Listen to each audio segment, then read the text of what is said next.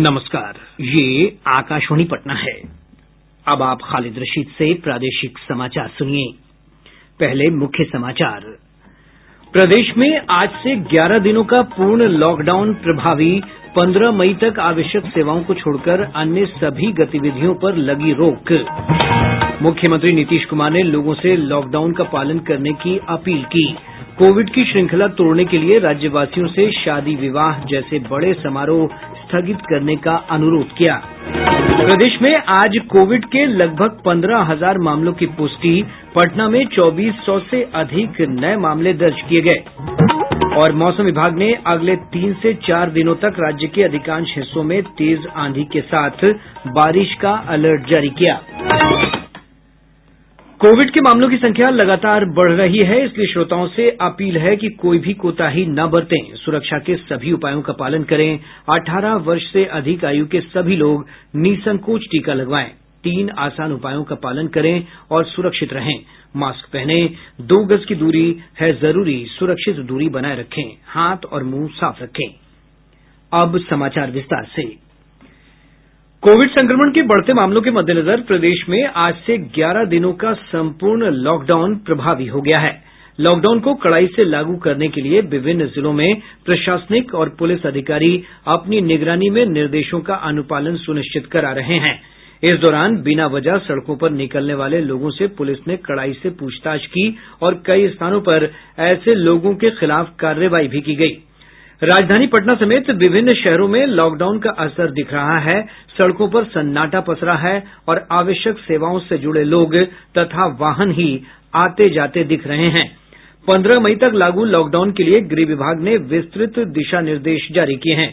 नए दिशा निर्देशों के अनुसार इस अवधि में स्वास्थ्य सुविधा प्रदान करने वाले सभी संस्थान, दवा दुकानें, टीकाकरण केंद्र, बैंक और आवश्यक सेवाएं चालू रहेंगी।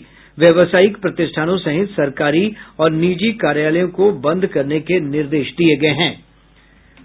पुलिस, बिजली आपूर्ति विभाग, अग्निशमन, डाक और संचार विभाग, पेट्रोल पंप, रसोई गैस एजेंसी, कोल्ड स्टोरेज और औद्योगिक निर्माण से जुड़ी इकाइयों समेत अन्य आवश्यक सेवा को लॉकडाउन से छूट होगी। लॉकडाउन के पहले दिन आज सुबह 7 बजे से 11 बजे तक जरूरी सामानों की बिक्री के लिए दुकानें खुली। हालांकि ठेला पर फल और सब्जी की घूम कर बिक्री की छूट दी गयी। ई कॉमर्स और कुरियर सेवा से जुड़ी गतिविधियों पर भी कोई प्रतिबंध नहीं है। मनरेगा और शहरी रोजगार योजना के अंतर्गत काम पूर्व की तरह जारी हैं। लॉकडाउन में निजी वाहनों से आवागमन पर भी रोक लगा दी गयी है।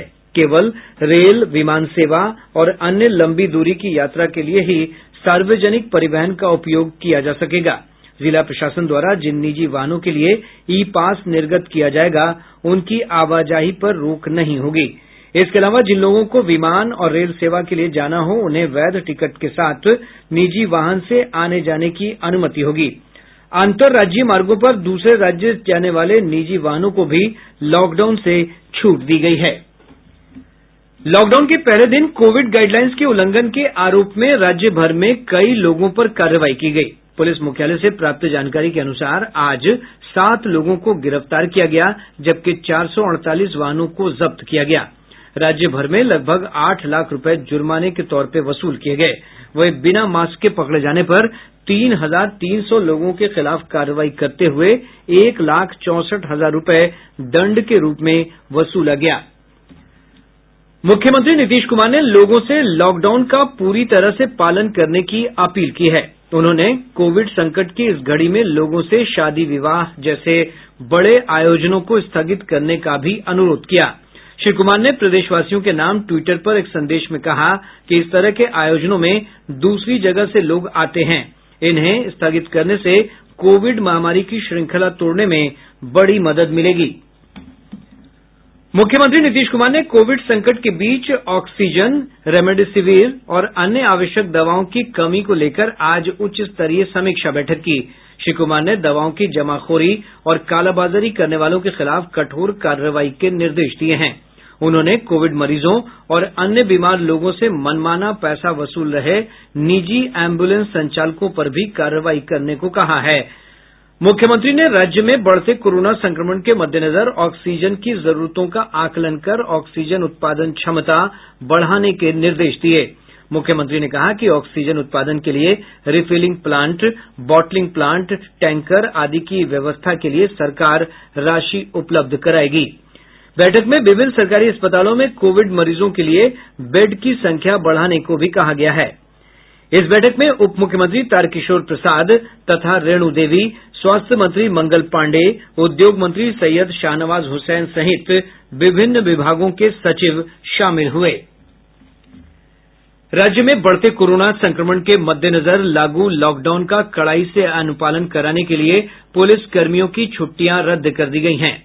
एडीजी मुख्यालय जितेंद्र कुमार ने इस संबंध में आदेश जारी किया है। जारी आदेश में कहा गया है कि लॉकडाउन के दौरान पुलिस व्यवस्था सुचारू बनाए रखने के लिए अधिक से अधिक पुलिस कर्मियों की आवश्यकता है, जिसके कारण पुलिस कर्मियों की छुट्टियां अगले आदेश तक रद्द की जाती हैं। प्रदेश में कोविड के मामलों में तेजी से बढ़ोतरी का सिलसिला जारी है। आज राज्य में कोविड के 14,816 नए मामलों की पुष्टि हुई है। सबसे अधिक 2,420 नए मामले पटना जिले में पाए गए हैं। वहीं वैशाली में 857, पश्चिमी चंपारण में 655, समस्तीपुर में 635 और शेखपुरा में 631 नए मामलों की पुष्टि हुई है। गया में 587, मुजफ्फरपुर में 574 और कटिहार जिले में 570 नए मामले दर्ज किए गए। राज्य में कोविड के सक्रिय मामलों की संख्या 1,10,000 के आसपास बनी हुई है, जबकि लगभग 3,000 लोगों की अब तक इस महामारी से मृत्यु हो चुकी है। एम्स दिल्ली के निदेशक डॉक्टर रणदीप गुलेरिया ने कहा है कि कोरोना का हल्का संक्रमण होने पर पहले 5 दिन में स्टेरॉयड लेना नुकसानदेह हो सकता है। उन्होंने कहा कि स्टेरॉयड संक्रमण बढ़ने पर ही लिया जाना चाहिए। डॉक्टर गुलेरिया ने सलाह दी कि शुरुआत में स्टेरॉयड का इस्तेमाल नहीं करना चाहिए। उन्होंने यह भी कहा कि हल्के संक्रमण में स्टेरॉयड का अधिक मात्रा में सेवन करने से गंभीर वायरल निमोनिया हो सकता है। प्रादेशिक समाचार आप आकाशवाणी पटना से सुन रहे हैं। प्रधानमंत्री नरेंद्र मोदी की अध्यक्षता में मंत्रिमंडल ने आज राष्ट्रीय खाद्य सुरक्षा अधिनियम के सभी लाभार्थियों को मई और जून माह के लिए अतिरिक्त अनाज के आवंटन की मंजूरी दे दी। केंद्र ने पिछले महीने प्रधानमंत्री गरीब कल्याण अन्न योजना के तीसरे चरण के तहत 2 महीने की अवधि के लिए अतिरिक्त अनाज के आवंटन की घोषणा की थी। मंत्रिमंडल ने आज इस फैसले को स्वीकृति दे दी। इसके तहत प्रत्येक व्यक्ति को प्रतिमाह 5 किलो चावल या गेहूं दिया जाएगा। इस फैसले से देश के करीब 80 करोड़ लोगों को लाभ होगा। केंद्र की इस घोषणा से प्रत्येक व्यक्ति के लिए समुचित पोषाहार सुनिश्चित होगा। इस पर केंद्र सरकार को करीब 26,000 करोड़ रुपए खर्च करने होंगे। प्रदेश में अब तक 75,40,672 लोगों को कोविड से बचाव के टीके दिए जा चुके हैं। स्वास्थ्य विभाग के अनुसार कल 1,08,882 लोगों का टीकाकरण किया गया। इनमें से 45,722 लोगों को टीके की पहली डोज, जबकि 63,160 लोगों को दूसरी डोज दी गई। केंद्र सरकार ने राज्यों और केंद्र शासित प्रदेशों को अब तक कोविड टीके की 17 करोड़ 2 लाख से अधिक खुराक निःशुल्क उपलब्ध कराई है। इनमें से लगभग 16 करोड़ 8 लाख खुराक का इस्तेमाल किया गया है, जबकि कुछ डोज बर्बाद भी हुई है। केंद्रीय स्वास्थ्य मंत्रालय ने बताया है कि राज्यों और केंद्र शासित प्रदेशों के पास अब भी टीके की 94,47,000 से अधिक खुराक उपलब्ध है। अगले 3 दिनों में टीके की 36 लाख खुराक इन्हें दी जाएगी, ताकि टीकाकरण अभियान निरंतर जारी रहे। एम्स पटना के वरिष्ठ चिकित्सक डॉक्टर संजीव कुमार ने लोगों से अपील की है कि कोविड के शुरुआती लक्षण दिखने पर उन्हें होम आइसोलेशन में रहकर जरूरी दवाएं लेनी चाहिए। अगर आप कोविड पॉजिटिव हैं तो होम आइसोलेशन में रहिए जब आप बिल्कुल एसिम्टोमेटिक हैं या माइल्ड प्री सिम्टोमेटिक, यानी कि आपके बहुत ही मामूली लक्षण। क्योंकि अगर लक्षण आने शुरू हो जाए तो जरूरी है कि आप स्वास्थ्य केंद्र में संपर्क करें और कोविड अस्पताल में जाएं। लेकिन घर में अगर आप हैं तो सबसे जरूरी है कि आप अपने को आइसोलेट करें, घर के दूसरे व्यक्ति, दूसरे सदस्यों के संपर्क में न आए, और जो जरूरी बचाव के तरीके हैं जैसे कि मास्क लगाना, हाथ धोना और गर्म पानी से गार्गल करना, विटामिन, जिंक और विटामिन डी जैसी दवाइयों का सेवन करना। अगर खांसी हो तो खांसी रोकने के लिए जो हम लोग लीवोसेट्रिजिन की दवा देते हैं, और घर में और भी जरूरी दवाइयां रखना, जैसे कि खून पतला करने की दवाई, जो कि अगर आपके सिम्टम बढ़े तो डॉक्टर की सलाह से इसको लेना शुरू कर दें। उन्होंने कहा कि कोविड संक्रमण होने पर खान पान पर विशेष ध्यान देना चाहिए। कोविड संक्रमण है उसमें सबसे जरूरी है कि हम अपने हाइड्रेशन को अच्छा रखें, यानी कि पानी या तरल पदार्थ काफी अच्छी मात्रा में लें, जैसे कि दूध या दूध में हल्दी डाल के, या फिर चाय और ताजा फलों का रस, ये जरूर लें। और खाने में ये ध्यान रखें कि प्रोटीन की मात्रा अच्छी तरीके से हो, जैसे कि दाल या मांसाहार का सेवन करते हैं तो अंडे का उजला भाग और मांस और हरी साग सब्जियों का सेवन करें। केंद्र सरकार ने विभिन्न राज्यों में अतिरिक्त पीएसए चिकित्सा ऑक्सीजन संयंत्र लगाने के लिए 581 स्थलों की पहचान की है। सड़क परिवहन और राजमार्ग मंत्री नितिन गडकरी ने बताया कि भारतीय राष्ट्रीय राजमार्ग प्राधिकरण इन संयंत्रों के निर्माण के लिए नोडल एजेंसी होगा और युद्ध स्तर पर कार्य पूरा करेगा। केंद्रीय कार्मिक और पेंशन मामलों के मंत्री जितेंद्र सिंह ने आज कहा कि कोविड महामारी के चलते सरकार ने अवकाश ग्रहण की तिथि से अगले 1 साल के लिए औपबंधिक पेंशन की सुविधा बढ़ाने का फैसला किया है। श्री सिंह ने कहा कि पारिवारिक पेंशन दावा और मृत्यु प्रमाण पत्र मिलने के बाद बिना किसी देर के पारिवारिक पेंशन शुरू करने के निर्देश दिए गए हैं।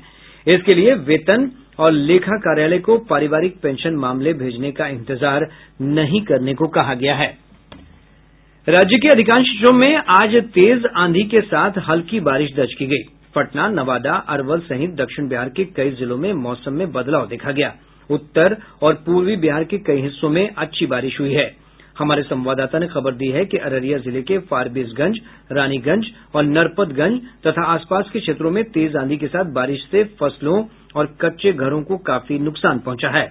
मौसम वैज्ञानिक पंकज कुमार ने बताया कि राज्य में एक निम्न दबाव का क्षेत्र बना हुआ है, जिसके चलते अगले 3-4 दिनों तक प्रदेश में बारिश की संभावना बनी हुई है।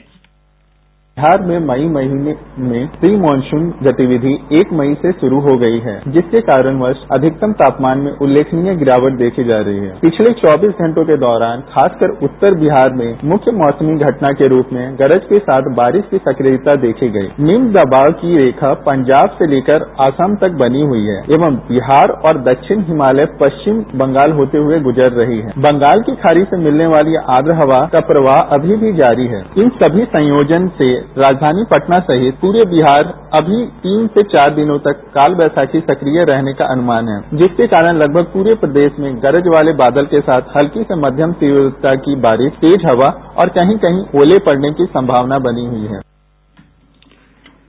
कोविड के इलाज में उपयोग में लाए जाने वाले मेडिकल ऑक्सीजन, रेमडेसिविर और अन्य आवश्यक दवाओं की कालाबाजारी और अवैध भंडारण पर रोक लगाने के लिए आर्थिक अपराध इकाई की विशेष टीम की ओर से छापेमारी की जा रही है।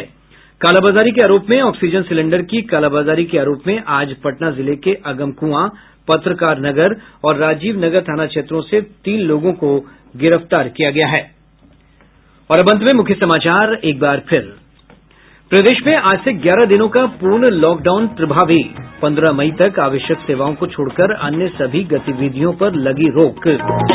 मुख्यमंत्री नीतीश कुमार ने लोगों से लॉकडाउन का पालन करने की अपील की। कोविड की श्रृंखला तोड़ने के लिए राज्यवासियों से शादी विवाह जैसे बड़े समारोह स्थगित करने का अनुरोध किया। प्रदेश में आज कोविड के लगभग 15,000 मामलों की पुष्टि। पटना में 2400 से अधिक नए मामले दर्ज किए गए। और मौसम विभाग ने अगले 3 से 4 दिनों तक राज्य के अधिकांश हिस्सों में तेज आंधी के साथ बारिश का अलर्ट जारी किया। इसके साथ ही आकाशवाणी पटना से प्रसारित प्रादेशिक समाचार का ये अंक समाप्त हुआ।